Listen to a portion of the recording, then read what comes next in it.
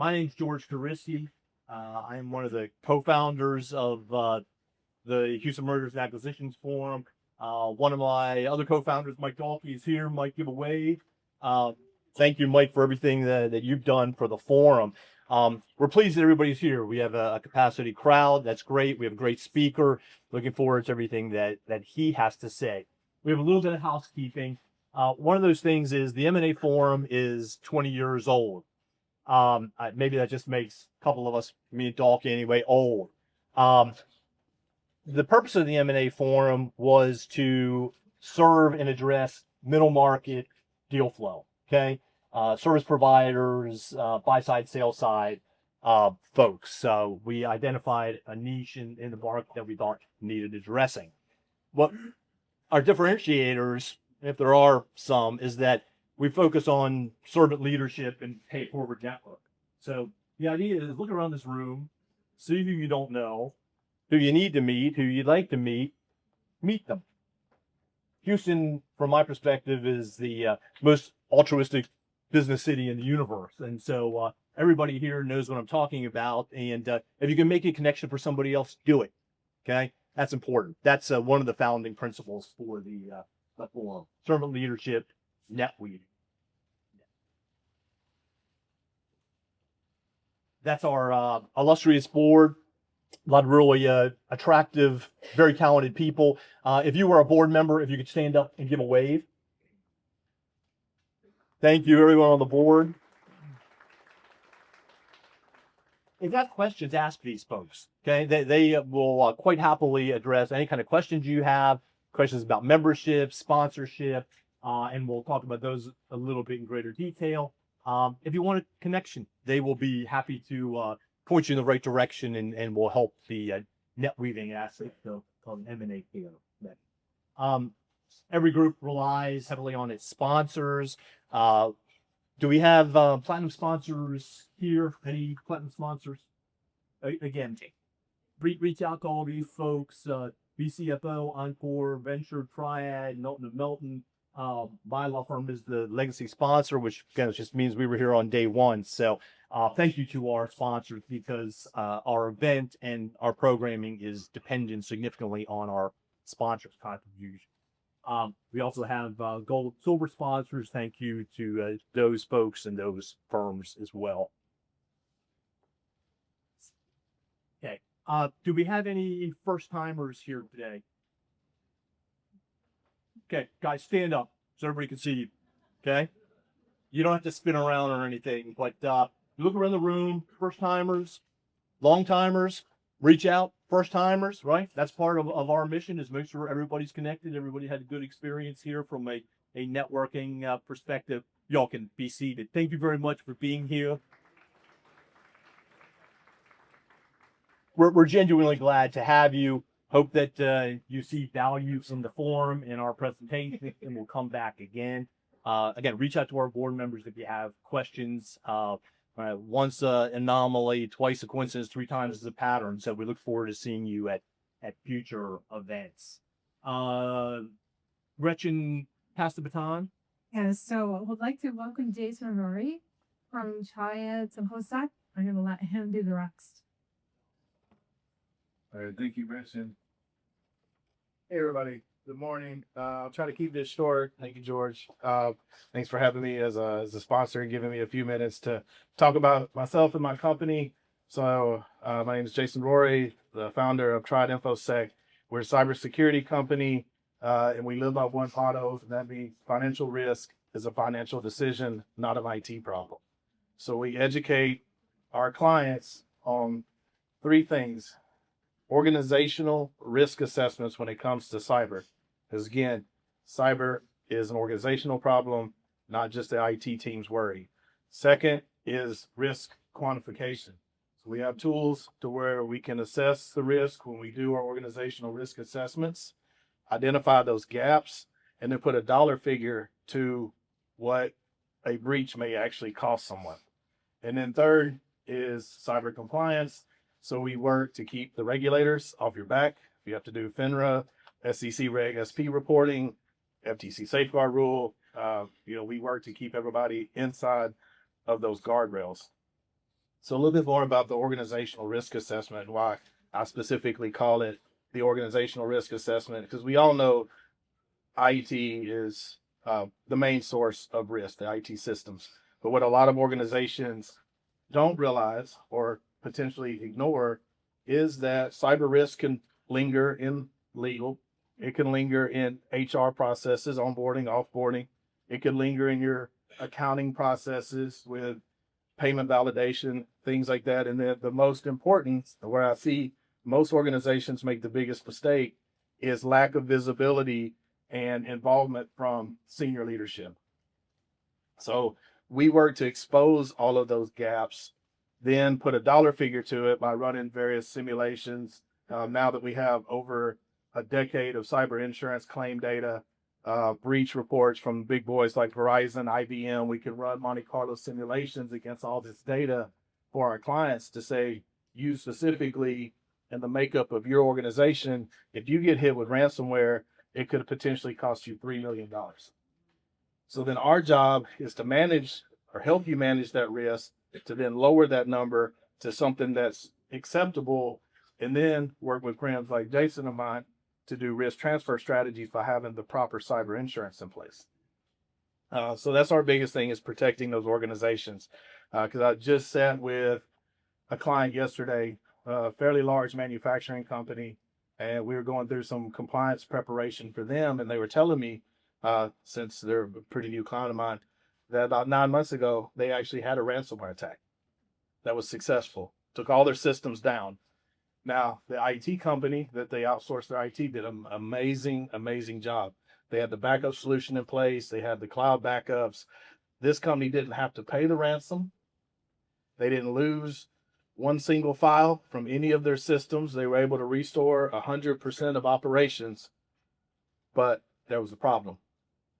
Because senior leadership wasn't involved and they didn't do proper planning on how to bring the operational systems back online in the proper order within the proper time frame, it extended their downtime to roughly 3 months before they were 100% operational. So the CFO told me that cost them $3 million in lost revenue. And it wasn't because IT slipped up. It wasn't because the bad guys, demanded a bunch of money that they had to pay. It was all because the senior leadership wasn't involved. They didn't, participate and be part of the planning to understand operationally what is priority, what needs to come online first to get the business back. Because in his words, when you have 140 people knocking on his door wondering why they can't work, it's a problem. So we help offset that. We sit down and we uncover, these issues, because again, cyber risk is a financial decision. It is not an IT problem, and it's showing up more and more in deal flows. So we're starting to see a lot of requests to do our type of risk assessments on the buy side, just to expose any potential gaps or vulnerabilities that could be a gotcha maybe after the deal closes. Then on the sell side, we help prepare organizations that are looking to sell. If they're on a 24, 36 month roadmap to sell, we can help build that system, get leadership involved, and then be able to document a provable cyber posture system that can stand alongside financials, just to help strengthen and stabilize the valuation. So again, thank you for having me. Jason, Rory, trying to consent. Jason, thank you. Good to see you. We appreciate Jason and Triad and all of our sponsoring. Jason Jimenez, I think, has a few words as well. Thank you, sir. Well, first of all, I want to say thank you, everybody, to Jason Rory. He's definitely a dear friend. Yeah, I am Luis Lake. We have seen it on Luis Lake, so Cybersecurity is absolutely one of those things. So we thank you for your sponsorship and just you. So to start off with, my name is Jason Jimenez. I'm the director of committees and membership engagements. So my job is to make sure that you understand who we are, what we do, why we do it, and also make sure that we receive data and information from you so that we can always make sure that the being of service is very front of mind. And so today, what I want to do is just take a few minutes to basically acknowledge and thank those who actually make this possible. So if I could ask Alan Moyes, if you could please stand up, take your buzzer, Ellen? Like she's young. She's like, well, perfect. Awesome. Well, if you don't know Ellen, she was one of the beautiful women that as you checked in, she helped you check in. She was committed. She's our membership chair. And if I get asked me, please let me just reach out to her, just say thank you. And here's the reason why. Because she's committed to making sure that you know exactly who you are, what you do, how you, and ensuring that you actually, the membership actually does process and get you on board is the way to see it. But through that, I'd like to ask, is anybody in the membership committee present today? Did you stand up, please? Thank you. These gentlemen and women have committed themselves to being able to make sure that if you have a question, you have a need, or there's something that you are wanting to know, or actually say, hey, I'd like to see this in this community. These are the people you want to cut with. They're dedicated. We want to make sure that we're being able to help each other out. So please reach out. Now, with that being said, I wanted to also introduce to you Misty Gone. If you wouldn't mind, just stand up, please. Misty is our ops committee chair. So everything with respect to the operations of the actual M&A forum, not only the events, but also the technology behind it, the communication behind it. She's overseeing that, and she actually has a team of individuals that are actually working. But if I could ask those individuals in the ops committee to stand up real quick.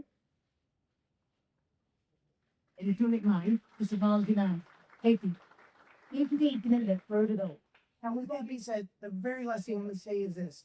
I am needing one more committee chair. If anybody has an interest in helping putting on the events that we attempt to do throughout the year, please reach out to me. You'll be receiving a text message or an email from me. If you're interested in putting this together and facilitating that with the marketing department, I will need for definitely needed help. So, with that being said, thank you very much for what you do. Thank you for being here, and thank you. Thank you, Jason. Melissa, please. Thank you, George. And as the person that does the events, if I could just beg, if that's okay, can I beg? I'm not gonna get like on my knees because I'm like really tall and it'd be weird, but like I would love to help. So I first am speaking a little bit about next month's event. So was anyone here last year for our May event, which was for National Small Business Month? It was like a lot of y'all. Yeah, I see it all over. It's like a flood of hands. So it's actually a really exciting thing. So we're extending our program for a little bit. So we're starting at 10 a.m., not 11. And you guys know we all show up on time. So please do make plans to arrive at 10 o'clock. So 10 o'clock is our net meeting. 11 o'clock is a panel discussion with a few of our platinum sponsors here. So my friend Todd Selby is with Melton & Melton. Is going to be out there. We're pretty rooting for that one, right? I think so. That deserves a clap. It's fine. I'll let it go. And then Mackenzie is moderating. We've got Gretchen that's going to be on the panel for venture, and of course our guy Jason Rory, who is up here. Who, by the way, if y'all have not been on our website, he does have a thought leadership piece on what he just spoke about. So if y'all wanted some more additional information, that's a good place to look for it. All right, so please do make plans to come to our extended May lunch. Again, starting at 10 on May 19th. And then the next is, okay. The key about the 19th and the group. Oh, I forgot about that. Yeah, this will be early. So we're actually going to, thank you, I forgot about that. We're going to open up registration tomorrow for our members. And we do have a wait list for today. So please do go ahead and register very quickly for that one. And then the next event, I am also very excited about. So who made that noise? Who's so excited? Whoever it was, you're my best friend. Thank you. So I also have another board seat on Women's Finance Exchange. And June 10th is our one only co-ed event for the year. And I'm really excited that your M&A Forum has decided, drum roll, to sponsor. It's not obvious, right? We've sponsored, so I'm really excited about that. We were actually taking care of the open bar that night, which no one really likes. So yeah, we're fine. But it's June 10th. It's from 4 to 7. It's at the Breakmore, which is on the Beltway, like kind of the energy corridor area. But the theme is Flyer, Finance, and F1. We're really excited about that one. I worked really hard on it as this is my event, so I'm gonna pretend it's my game for a second. But we got promos and everything else. So we'd love to see you there. So if you are ready to register right now, I'm not going to stop you, or there will be no tears shed. So if you'd like to register, that is a QR link. If you're not quite ready, and I'm going to tell you why in just a second, go ahead and connect with me on LinkedIn. You can follow, the event updates and everything. So we, as our part of our sponsorship, do you want to say the good news? Yeah. Okay, fine, I'll do it. I'm going to just take up all the fun time, right? So as part of the sponsorship, we actually have 10 tickets to give out to you at the member rate. So whoever I lied, 13. Sorry, we have, don't ask me how we got to that number, it's a whole story. But we have 13 tickets to give out to you guys at the member rate. So honestly, it's the first 13 people that just let me know, and then we can get you invoiced, and then you are in. Open bar, a bunch of supercars and poker. So again, nobody really wants to come. We're excited, right? Can I get a hand for this event? Thank you. That's enough from you guys. Thanks for giving me your time.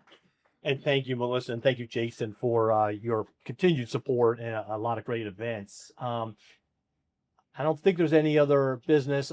We didn't really mention membership. First timers, the advantage of membership, we think, are multitude, but one of them is this is a full house, okay? If you were a member, you get to sign up first, right? We don't open our meetings to folks who are not members if we fill them with members. So please reach out to Jason and his team too about membership. And I think that's all the business we have. I'm going to turn it over to our president, Gretchen Lawler, who's going to introduce our speaker, Eric. Thank you, Gretchen. Thank you. Well, it's my pleasure to introduce Eric Chernik. I have known him for many years. Eric is a CEO that has an HR background. So imagine what it's like to work for a company where your CEO knows what HR means. And it's not just HR as in compliance, it's HR as in people, leadership. How do we keep our people happy and make them want to stay through acquisition? So not only has he experienced with that, but he also did a lot of advisory work for private equity, distribution, wholesale companies. He can be he's an excellent resource for people there as well. I won't take up too much time, and I'll let you tell your story, but I'm so glad that you can make it, and we're excited to hear more about you. So welcome, Eric.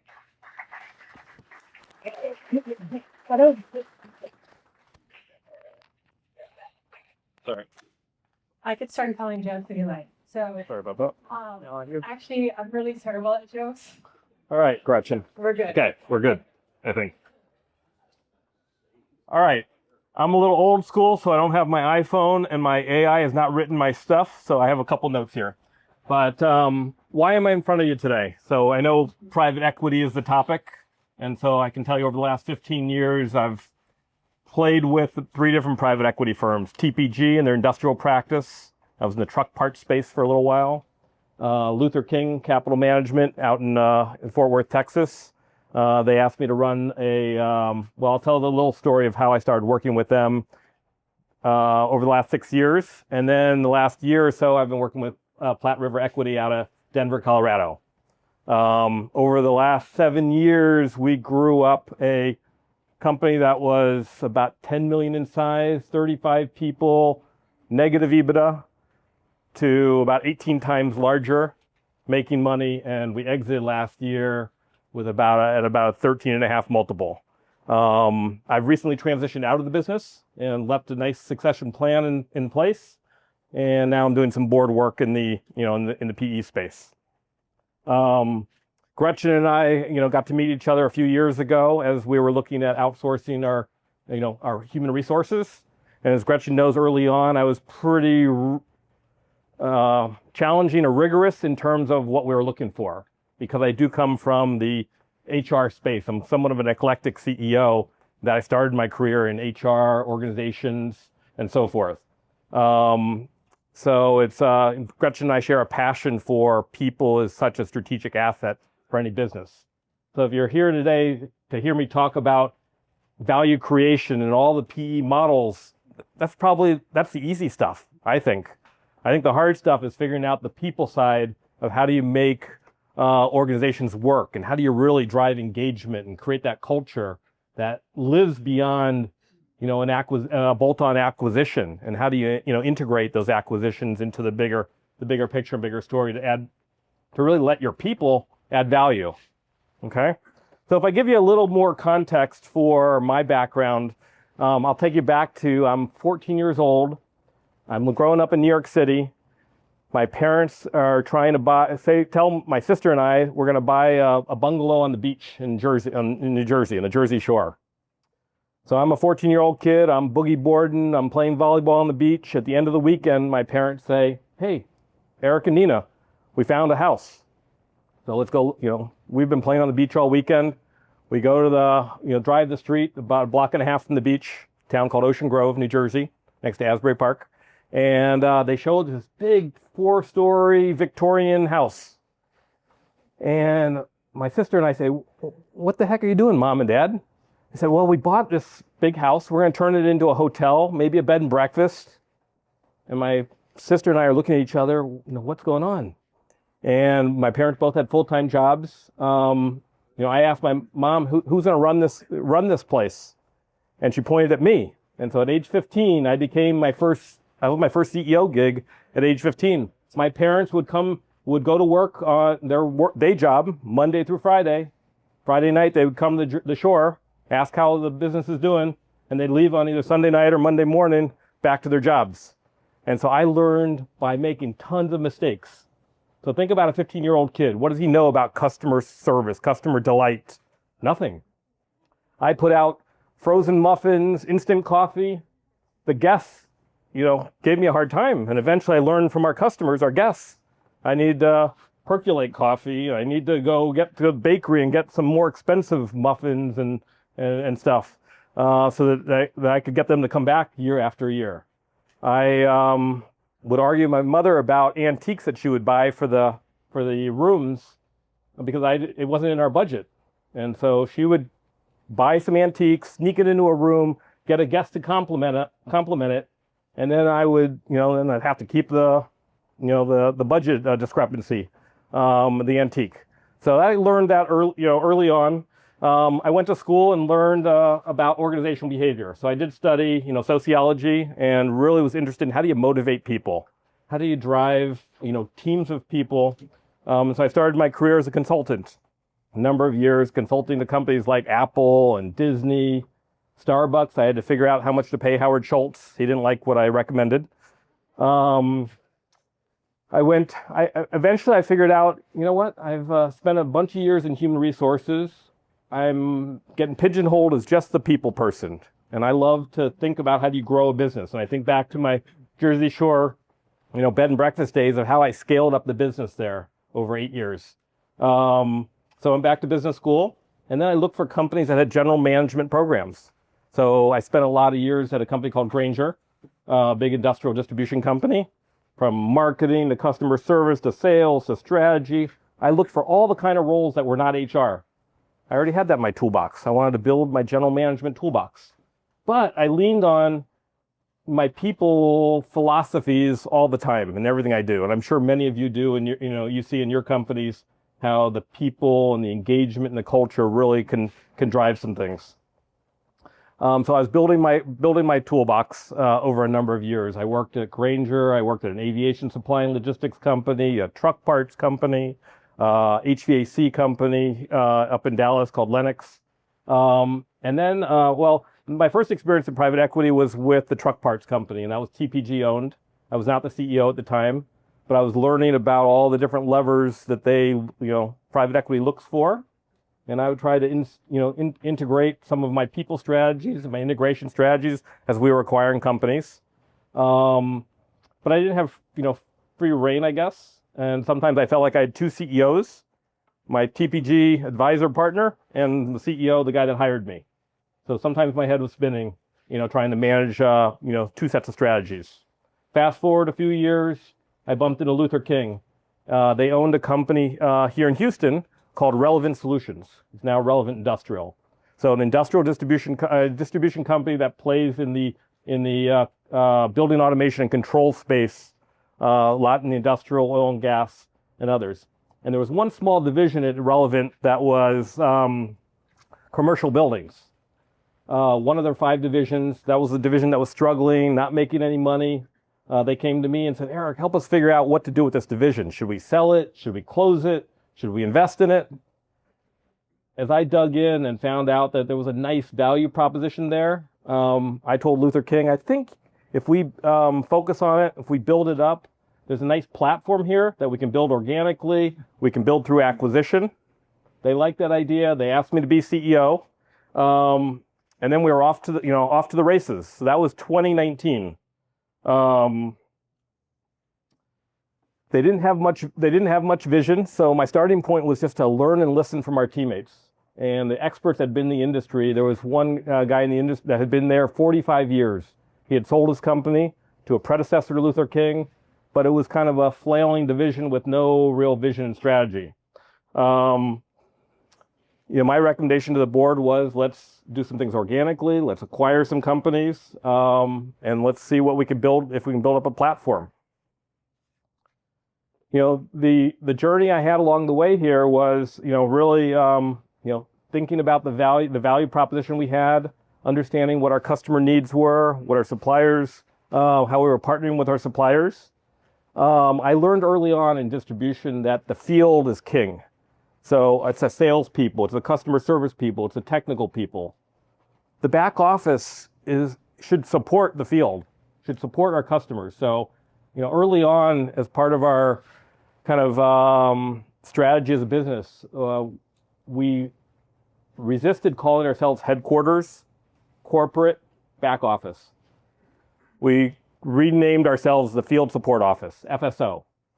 It was all about how do we support the field so they can be successful in front of their customers. So the field liked feeling that, hearing that.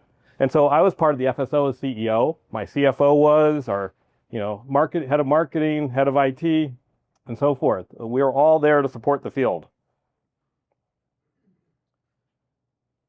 The other thing a philosophy of mine has been to figure out how do I share the P&L with my team.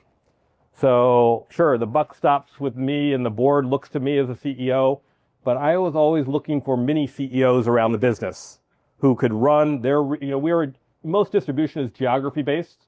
So could I find my mini CEOs or my mini general managers in the business to be accountable, to, run with their strategies, and then I could help hopefully guide, advise, coach along the way. I was very excited when my team would come to me with, I have an idea, or I'd like to pilot something, or I'm thinking about this. And sure, I need to ask for the business case, and let's make sure it's not too, I've worked in big public companies where business cases take 9 months and they get approved by 14 people. In a small and mid-market, you can, act more nimbly. So business cases were not really a paperwork exercise. It was more an exercise with, really just kind of showing what the vision of where we could be, trying something out, and then cut and bait if it didn't work. So I wanted to try to figure out how do I, engage, how do I unleash the talent on my team? And so as I'm listening and learning about my team, I'm trying to figure out, what are the skill sets of my team members? Who's strong? I have maybe many members in the team that are in the same kind of job, but they have different skill sets. So how do we look for best practices? How do we create processes that they can all, the folks can learn from each other? I really wanted to create the owner mentality for my direct reports, certainly, these mini GMs or CEOs, but really across the board, everyone. And so back to my old consulting days, it was constantly figuring out the rewards and recognition. So everyone in the company is some type of incentive plan, whether you're a warehouse person, you're a customer service person, you're in IT, everyone is part of the incentive is how well the business does. As we were growing up, we acquired over the last 6 years 8 companies. Most of them were founder, led companies. In most cases, the owner wasn't quite ready to retire. There were maybe one exception to that. So one of the 8, the owner did retire, but the other 7, I really wanted to buy their company, and I wanted to figure out what place can this owner have in this bigger scaled up company. Building Controls and Solutions was the name of our company. I was buying the companies because of their reputation, because of their entrepreneurial spirit. And so if I squash that, what am I buying? I'm really buying their people and the leader. And so I was constantly trying to figure out, how do I nurture that entrepreneurial culture with the owners? Can I find the right position? They may not be the private equity polished A player that knows everything about sales or everything about operations, but that's okay. I found my B players that we could coach up. They knew the industry, they knew their people, they had loyalty with customers, employees, vendors. I found that was more valuable than what some private equity companies sometimes do, is they earn out or they push somebody out in a year or 2, and then, some things fall apart. Over the last 6 years, our company had less than 5% attrition with 8 acquisitions. So we were able to keep the owners, we were able to keep the leaders within their groups, within any of their geographies. We found ways to synergize just by scaling up and growing. And so we had FSO people in different parts of the country. So we really didn't have to synergize anyone out of the business as we were scaling up. Again, I wanted the owners to feel like they were leaders in the business still. Remember, these folks, were owner operators. They had no boss before. All of a sudden, they had me as a boss, and so I had to earn their respect, their trust. They loved when I asked their opinion, and so I asked their opinion all the time. Sometimes it was on my drive into work, and I'm calling the East Coast, and sometimes it was, calling on the West Coast. I was driving home and calling the West Coast, guys or gals, to get their opinion. I think as I mentioned earlier, some, private equity sometimes has a bad reputation because they're chasing out the owners. But I definitely took a different strategy. The owners could be regional leaders. In some cases, they were functional leaders. If I had 2 people in Charlotte, North Carolina, for example, I didn't need 2 regional leaders in Charlotte, North Carolina, but one became a technical leader, one became a regional leader. By keeping these owners and, getting their buy-in, through that trust, respect, that opinions, they were carrying the message. They were nurturing our culture. They were helping me drive change. They were recruiting other owners to join our family. So I didn't have to, I know there's a few business brokers in the room here. I didn't use a single broker for 8 acquisitions because my owners were calling their fishing buddy or their golf buddy that they've known for 20 and 30 years and saying, come join the BCS family. Early on, I have to, convince the owners why bigger is better. Okay, we're not going to ever be a Granger. We're going to be multiple thousand people, but why having more resources, whether it's technical or sales resources? Why is it, better to have more, to be able to share best practices with each other? All those kinds of things were some of the reasons why inventory that we could share across the country, bigger was better. Along the way, I worked hard at driving engagement, for our employees. And so you heard me say at the very beginning, my background is, the organization behavior, the motivation. I'm a huge believer in, driving culture in whatever organization I've been a part of. And how do you do those kinds of things? You show employees you care. We put out a contest to all of our employees to create our employee values. And one of the values that the team came up with was powered by people. And so we use that all the time in our language, in our presentations, starting meetings, sharing with vendors, sharing with customers, that we're powered by people. We put out a strategy that a vision of where we were headed, so people knew what we were following. Transparency and communication. Many of the employees that used to work in these founder-led companies never knew how the business was doing. The owners never shared it with them. And the first time when we bought the first company, Amcon, down in San Antonio, I started sharing our sales information, and the owner said, "What are you doing, Eric?" We never share that information. I said, "Well, I want to share the information so people know what we're building towards, and they don't feel like it's a black box that somebody has and somebody's taking off the profits and paying dividends." I talked to our team about, oftentimes in private equity, it's all the profit dollars are getting reinvested in the business. So I talk constantly about how we're reinvesting in the business. But transparency and communication was really important. I conducted a town hall once a month. I wrote a newsletter once a month. These are time-consuming things, but I would actually not just do one town hall. I'd do 3 town halls at 3 different times over 2 days, because I knew my employee population couldn't make all one meeting. And there had a tag team, because there's 2 people at the counter, so one person can take the call, and the next morning the other person can take the call. I shared how we're doing the business, the up, the down. I didn't dwell on the down parts, but I did put it up on the screen. I talked about challenges we have. I talked about our key initiatives. I shared recognition. I shared pictures of different events happening around the business. So I tried to show the employee population that we care, and that we're sharing information about how the business is doing.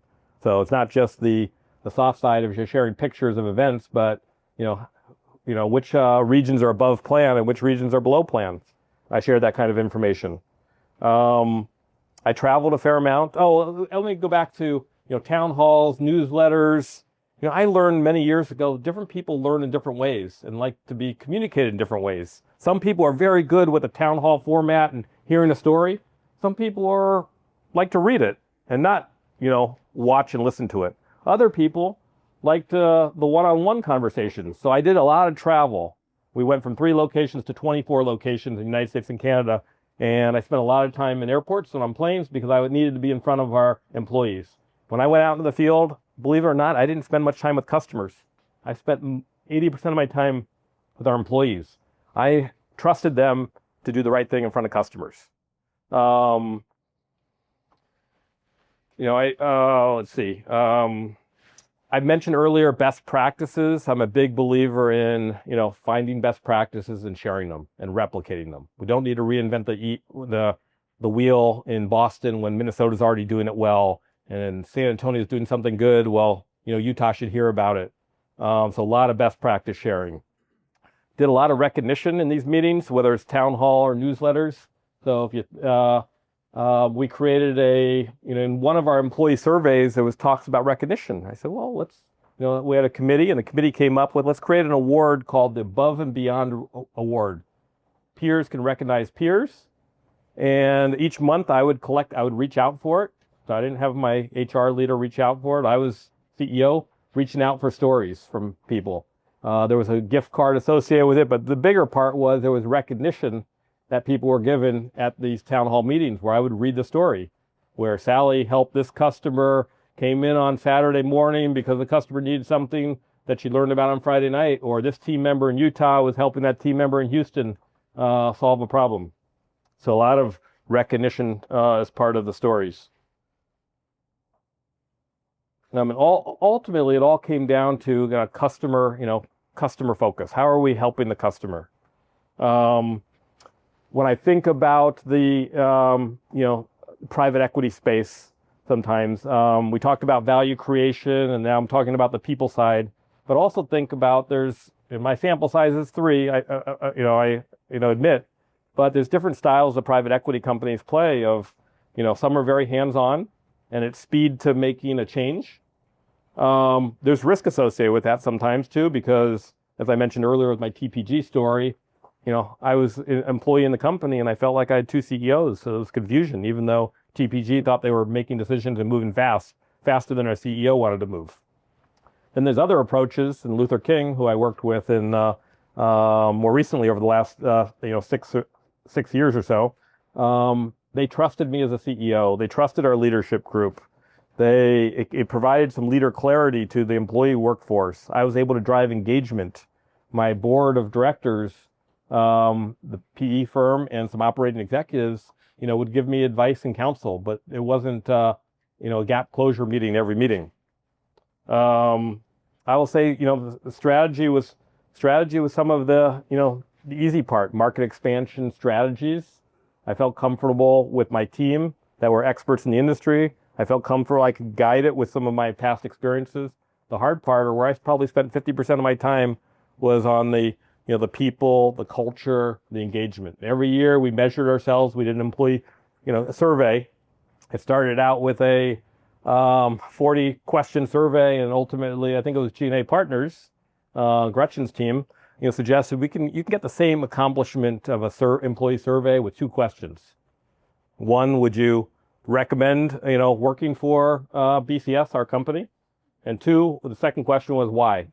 And all the why part was the content that we learned from, and we can put in buckets, whether it was recognition, whether it was benefits, whether it was communication, whether it was accountability, whatever it was. And each year we tried to work on those pieces as a company and as a region, in the different regions too. And I held my team accountable to coming up with actions within their function or their regions around that, to keep learning how we can drive more engagement. I love it when employees come to us with the leadership team with ideas of how to grow the business, how to do things better for the customers, or partner better with vendors, or work with their teammates differently. So that's what we constantly we're trying to figure out in this PE world. How are we doing time-wise, Gretchen? 15 minutes. 15 minutes, okay. So let me, I'm not going to tell any more stories unless your questions elicit it, but why don't I throw it out to the group of questions you guys and gals have for me about this topic of entrepreneurial culture and how do you preserve it in this PE world. Richard, why don't you start? Thank you. Eric, thank you so much for being here. This speaks to my heart. Everything you said is the language I speak, so I appreciate that. My name is Daniel Sabina. I created the cultural brand system. I just wanted to ask you, do you agree that there's a severe miss in traditional employer branding and that it doesn't address why anyone would want to work for a company and usually opts for why someone should work for a company? There's a difference in that syntax. So I'm not sure I understand the question. Try it one more time. So in employer branding, what I've noticed typically is that companies are basically telling employees or prospective employees why they should work for a company. Telling them why it would be so cool to work here, giving all kinds of fluffy descriptions and job descriptions and so on. It usually completely misses talking about quality of life or how this job might impact their quality of life at all. One, do you agree with that? And 2, a lot of what you said speaks to why someone would want to work at such company. But how do you particularly get that? Yeah, I mean, I think, sure, you have to, when you're trying to hire or build your workforce, you do have to somehow market your company and market the opportunity. But the bigger selling point has always been for me is the network and the references that can be provided. So if somebody's coming through an interview process and learning about a company, it's what do other people in the company say about the company? What are the development opportunities? Where's the vision of where the company is going? So I think the company can sell itself once you get somebody in the people can sell it once you get them in the door.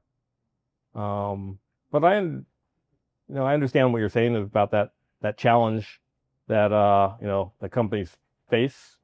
I've always tried to figure out how do you create a fun environment that's a learning and development environment, that employees, are excited to come to on Monday morning. I've always been excited in my career to come to my jobs, throughout my lifetime. So how do we trust other people or provide that opportunity for other people to see that same passion and excitement? How do you make a drive to work fun? Yep. Yeah. Change management. You touched on you were able to take B players and turn them into productive. I don't know if you turned them into A players or not. The thing I've seen especially when you're trying to professionalize your management in your processes with PE firms, you're going from, well, this is how we always done it to, well, now we're going to operate at a higher level. Could you talk about a little bit, I guess, the challenges and the maybe some of the success stories you've had with change management, which is really at its heart of people Yeah. as much as anything. Yeah, it is. I mean, it goes back to what I was saying earlier about, earning the trust, the respect, gathering the opinions, as a starting point. It is, showing your employees that you're in the same boat with them. And, Did you have to fire any of them, or did you ever have that issue where it's like, I can't get through to this person, it's time maybe? Yes, there were a couple situations where we had to exit, but I worked, the question would be back to me, did I wait too long? I probably wait longer than maybe some, so there's patience. And sometimes in the private equity world, your private equity sponsor may not have the patience. I fortunate for the 6 years before we sold, I had a company that was very patient and let myself and my management team kind of figure out the pace of that change. And so we did chip away at it. I would chip away at some of it through, peer comparisons that happened. So if I talk about my regional leaders and they're stacked up on a board and you can see who's high and low, while I may not talk about who's low, they all get to see kind of where everyone sits. And we talk about my coaching, the coaching behind the scenes was with individuals or with peers to maybe give some peer coaching.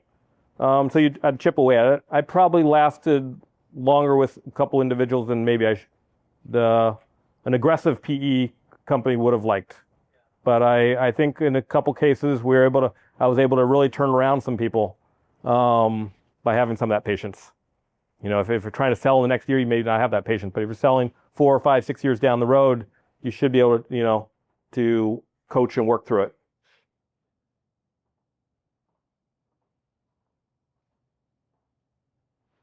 I really appreciate everything you shared today, and I feel like I learned a lot.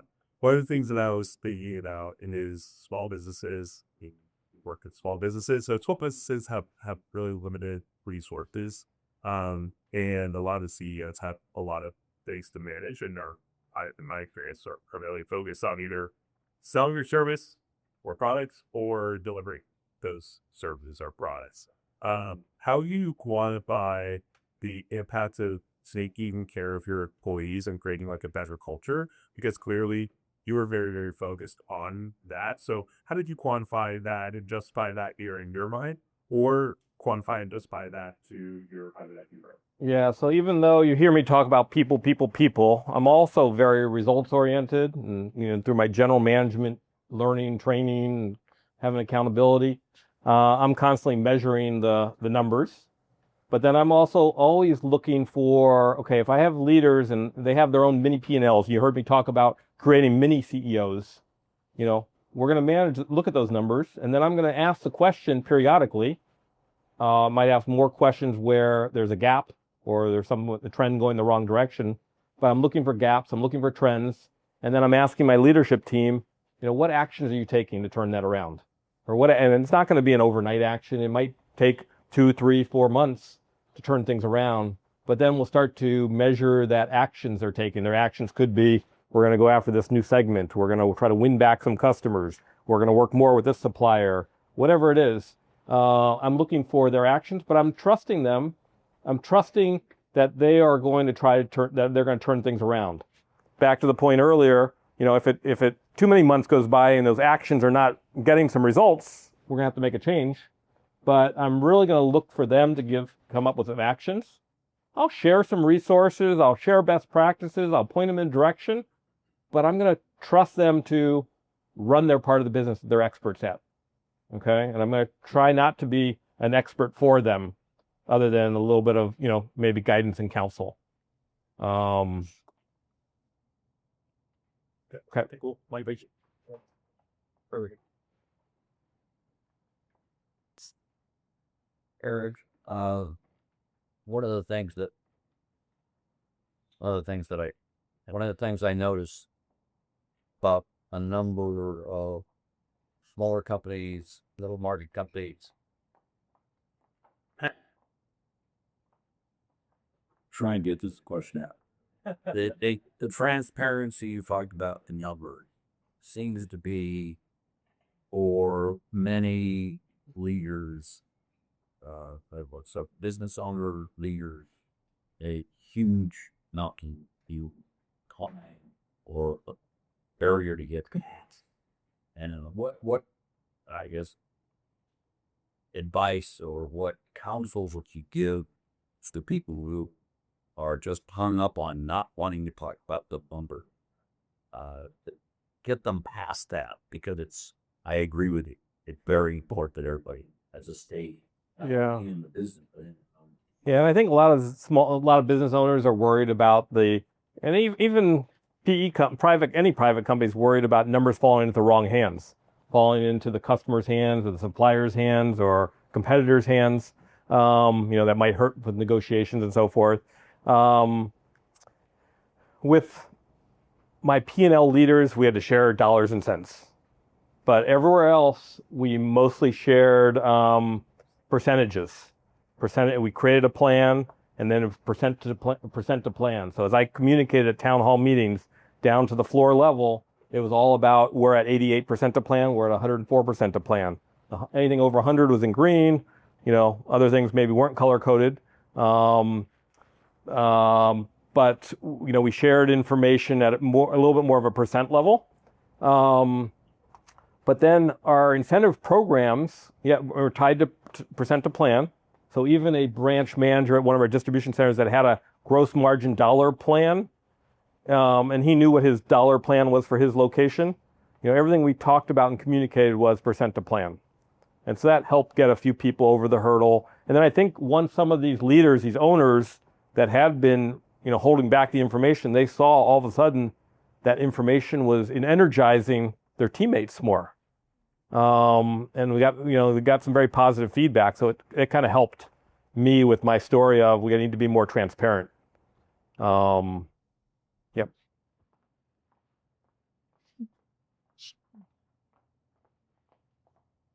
Really appreciate your time, Eric. One question. You mentioned your organizations that everyone has some kind of incentive plan.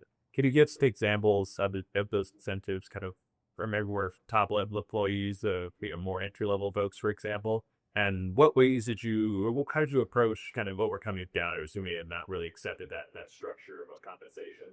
Yeah, we basically had 3 in the whole company. So we started with 35 people. I left and we're about 250 people as of a few weeks ago. We only had 3 incentive plans, really. We had a sales commission plan for sellers that had an account package. We had a branch inside sales counter program that was not commission. It was bonus base, tied to their geography and what sales and margin dollars were coming through their geography, which also included the outside sales people. And then everyone else, so they FSO people, technical people, they were tied to an EBITDA plan or a profitability plan for the year. And then each month I communicated, hey, we're at 92% to plan, we're at 105% to plan. So everyone knew in their minds, hey, I'm going to see a bonus at the end of the year. Nothing worse than getting to bonus paydays in March and people say, I wonder if I'm going to get a bonus this year or last year or not. So all through the year, while I didn't talk about bonuses, everyone knew they were tied to a profitability plan. And so each month when I said, we're at this level of performance, this percentage, people could kind of equate to that's what I should expect bonus wise come next year. But anyone not, so that's the 3 programs we had. And our back office people, our warehouse people, they're tied to kind of the overall profitability of the business too. Sometimes we had it broken to a region as well as the company, so it might be 50%, 50%. Time for one more, please. Green light, skip. Yes, I did it. Hi, I I'm not trying to open the Pandora's box right now, but how about AI? How AI and AI agent is going to impact your work? And because you just say people, people, people. So what will be the impact? Yeah, I think it's still evolving, and you're right. It is a Pandora's box because you could have a whole couple hours discussion on that, a few hour discussion on that. But where we were using it recently was for our inside people to get answers for the customers quicker. So it was almost like the last few years we've had a Teams chat for all of our salespeople and all of the inside people, and when they had a question, somebody in another part of the country would answer it. Well, now there's an agent called Jim that is also in that chat room and sharing ideas too, sharing answers as well. And then somebody in Boston is saying, hey, yeah, Jim had a good answer, but then don't forget about this. And so Agent Jim is getting a little bit smarter along the way too. So we're using it internally, just starting the omni-channel experience, starting to use it for external chats with customers too, pulling all the technical data. But I will say the danger I think we might have been talking about, no, I was talking about with someone else before, Rena, I think before the meeting, we're finding as we're using AI in our business, our competitors are doing a horrible job protecting their information. We're learning about our competitors' customers' pricing because they've opened up AI to the world. We have, our company had an AI architect in our business that put the privacy walls around it so that our information was only to ourselves. So there's a lot of companies making mistakes out there where very private information is getting public. So any of you that work with small companies, be careful on that. But AI is still evolving. Companies are still trying to figure out how to use it. Many use cases, so any company's got to figure out, okay, what's my priority? What 1 or 2 use cases should we aim for and not try to boil the ocean with 45, different cases. Fantastic, Eric. Thank you very much. We wish you good to you. Indicate me time. You're welcome.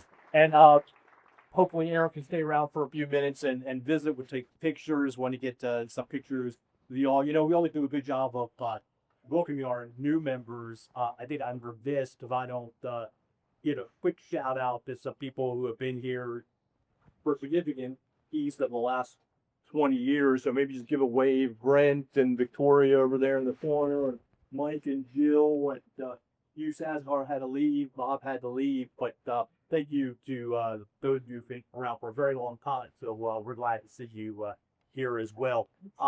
If you haven't already, while you're sitting there on your phone, ping Melissa's LinkedIn, right? And make sure that you're signed up for the events. Check our web page and our LinkedIn. Join us next month. Join us for the events. We look forward to seeing you. Thank you for being here. Everybody have a great week.